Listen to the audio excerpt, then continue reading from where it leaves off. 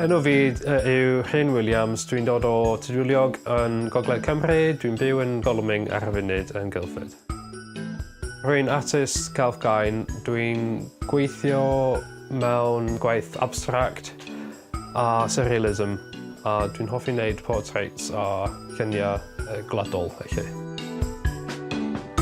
Pan dwi'n dewis y subject i wneud gwaith, dwi'n chwilio am portraits rhywun, a wedyn newid y llun o gymaint o medrau mwyn o edrych yn hollol wahanol, mwyn o edrych mwy abstract. Y pobl dwi'n peintio ydy pobl dwi'n just gweld y bob man. Beth o'n teledu, ar y we, rwla. Dio ddim yn bwysig i mi pwy ydyn nhw. Dwi just yn astudio be maen nhw'n edrych atho a newid nhw'n hollol wahanol be maen nhw'n edrych atho ar y funud.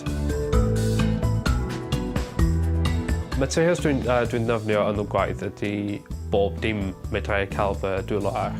Medrai fod yn tywod, coffi, varnish, acrylics, oils, beth bynnag sy'n digwydd ei newid y gwaith i siwtio be dwi'n trio dangos.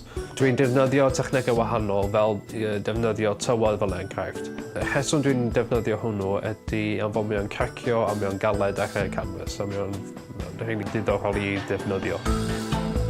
Dwi'n defnyddio y materials yma mwyn dangos gwybodaeth political neu rhywbeth i wneud efo corruption. Dwi ddim yn hoffi sut mae byd yn troi lle mae corruption yn bob man. Beth yn busnesau neu governments yn fath o mae.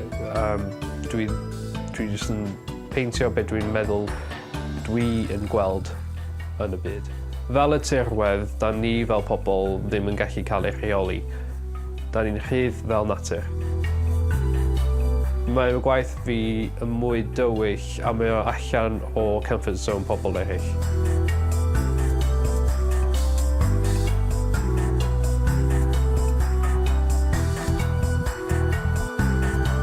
Deud hynny, mae pobl yn hoffi gweld gwaith wahanol.